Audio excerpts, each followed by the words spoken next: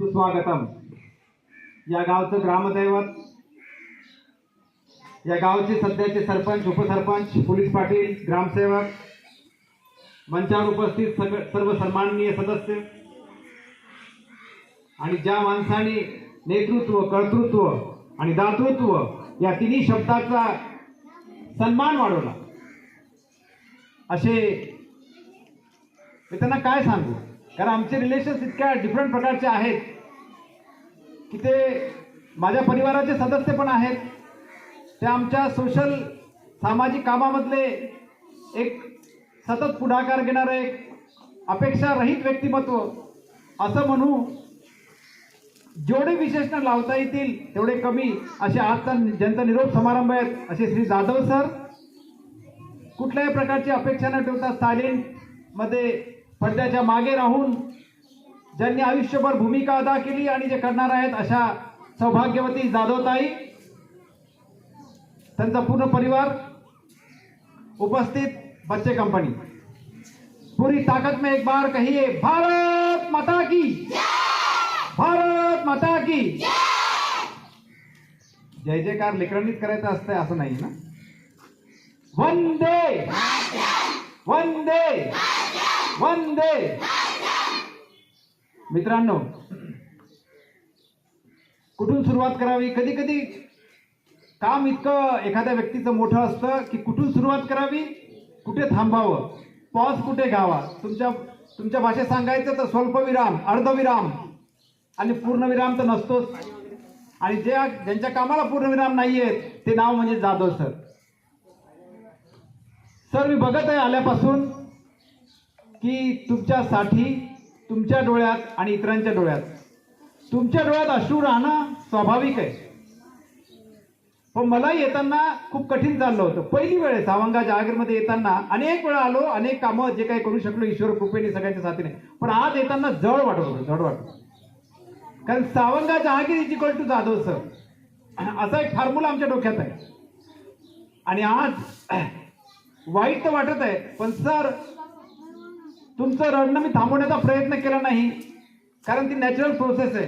पण आता तुम्हाला मी प्रेमाने, अधिकारवाणी सांगतो की तुम्ही आता रडायचं नाहीये, हसायचंय, कारण तुम्ही प्रत्येक क्षण ड्युटीच्या व्यतिरिक्त अतिरिक्त वेळ या शाळेसाठी देऊन नुसती वेळ दिली नाही तर तुम्ही ते उभारलं, अक्षरशः हा प्रोजेक्ट उभारला।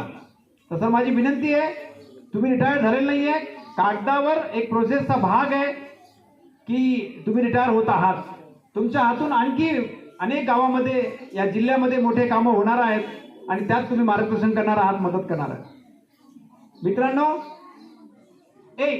बोलायचं नाही, तुम्हाला मोठं व्हायचं आहे ना, कारमध्ये फिरायचंय, विमानात बसायचंय, हेलिकॉप्टरमध्ये बसायचंय, गावाची सेवा करायची आहे, चांगलं जेवायचंय, इतर उपाशी लोकांना मदत करायची आहे का हो लावायचंय नाही ना, मग तोंडावर बोट ठेवा। यस, मी जास्त वेळ तुमचा घेणार नाही। मित्रांनो, मला एवढं सांगायचं आहे की आदिवासी बहुल गाव सावंगा जहागीर आणि जाधव सरांची भेट ज्यांच्यामुळे होऊ शकली, मी त्यांचे उपकार कधी विसरणार नाही। आमचे ढगे साहेब, आज ढगे साहेबांची खूप आठवण होते, त्यांनी मला 2-3दा म्हटलं होतं की जाधव सर खूप छान काम करतायत आणि तुम्हाला त्यांना भेट तुमची घडून आणतो, त्यांच्यामुळे आम्ही इथे काही काम करू शकलो। मित्रांनो, मला आठवते या गावामध्ये जेव्हा पाणी रस्त्यानं जायचं तर ते पाण्याची घाण बंद झाली पाहिजे काही प्रमाणात, म्हणून आम्ही एक कठीण प्रोजेक्ट हातात घेतला होता, म्हणजे गावातलं पाणी हे तिथेच घरातलं जे पाणी निघतं ते पाणी फिल्टर करून, म्हणजे त्याला शुद्ध करून ते पाणी खाली जमिनीत मुरलं पाहिजे। आणि छोट्या गावाची जी ओळख असते की रस्त्याच्या मधातून जे पाणी घाण वाहते म्हणजे खेडं, ती ओळख काही प्रमाणात पुसण्याचं काम जाधव सरांच्या नेतृत्वामध्ये झालं। म्हणून मी 3 शब्द वापरले, नेतृत्व, कर्तृत्व आणि दातृत्व। सरांच्या नेतृत्वामुळे आम्ही एवढं काम करू शकतो। माझ्या परिवाराने त्यावेळेस 70,000 रुपये दान माझ्या परिवाराने या गावासाठी त्यावेळेस केले, त्या कामासाठी, आणि 100 शोष खड्डे हे आम्ही त्यावेळेस बनवू शकलो। मी येत होतो, 1-2 तास राहत होतो सरांना आणि आमच्या टीम ती मग पण खूप लोक नव्हते. मला कल्पना आहे दीपक भाऊ सारखा कमांडो माणूस, आमचे माजी सरपंच उपसरपंच इथे बसले, मी त्यांना पाहिलं बरं वाटलं. या सरपंच महोदयांनी या उपसरपंच महोदयांनी कधी भाषण दिलं नाही, कधी आमच्या समोर एक कंडिशन टाकली नाही. साहेब तुम्ही निस्वार्थपणे अराजकीय कुठल्या प्रकारचं राजकारण न आणता तुम्ही काम करत आहात, तुमच्यासाठी मी तयार आहे म्हणून शब्द दिले नाही. तर हजारो रुपयाची मदत याच प्रांगणामध्ये या सरपंच आणि उपसरपंचांनी केली आणि जाधव सरांनी पण केली. हे केलं नसतं तर हे काम मी करू शकलो नसतो. आणि महिंद्रा कंपनीचे मालक या ठिकाणी बसलेले या एज्युकेशन डिपार्टमेंटचे जे वरिष्ठ लोक आहेत त्यांना कल्पना नाही, मी कल्पना देऊ इच्छितो. तिथले जे काही शिक्षण विभागाचे प्रमुख बसलेले असतील किंवा जे ऐकत असतील, हा व्हिडिओ नंतर ऐकतील, त्यांनी लक्षात घ्यावं. महिंद्रा कंपनीचे मालक आनंद महिंद्रा यांनी त्यांचे नियम बाजूला सारून या गावामध्ये झालेले सामाजिक कामं, जाधव सर आणि बाकीच्या टीमच्या नेतृत्वामध्ये झालेले कामं याची नोंद घेऊन भारतातून जे 5 खेळ निवडले होते त्यात अर्धा मार्कनी आम्ही हे गाव जिंकलं आणि आनंद महिंद्रांनी त्यावेळेस 8.5 लाख रुपयाची मदत आपल्या कंपनीतर्फे या गावाला दिली होती आणि तात्काळ ती कामं करण्यात आली. टाळी वाजली पाहिजे.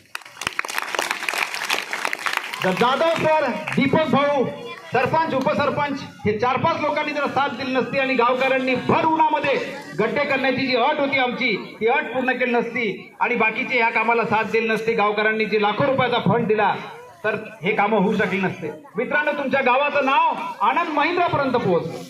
आता सर बोलत होते, सरांना थोडी कल्पना कमी आहे, कदाचित कोणी ती इन्फॉर्मेशन दिली नसेल. माझं एक स्वप्न होतं, तुम्ही आताच भाषणात सांगितलं सर 2 ISO शाळा या जिल्ह्यात आहेत. माझं एक स्वप्न होतं मागच्या वर्षी 2022ला. काय स्वप्न होतं? जर शेतकरी आणि शेतमजुरांच्या मुलांना शिकवायचं असेल, पुढे न्यायचं असेल तर आपली जिल्हा परिषद शाळा ही ISO असली पाहिजे, इंटरनॅशनल स्टँडर्ड ऑर्गनायझेशन. अतिशय किचकट नियम आहेत. ते स्वप्न डोक्यात घेतलं आणि माझे मित्र भोसले साहेब, भूमी अभिलेखचे प्रमुख जिल्ह्याचे, असं सहज बसलो. ते म्हणून अविनाश काळजी करू नको, माझ्या एकदम डोक्यात क्लिक झालं. 15 लाख रुपये CSRचे शिल्लक आहे, मी डोनेला सांगतो. डोने म्हणजे डोने साहेब. मग मी डोने साहेबाकडे गेलो आणि 2 IASला त्यावेळेस आम्ही कन्व्हिन्स केलं, कलेक्टर साहेब आणि पंत मॅडम जिल्हा परिषद CEO.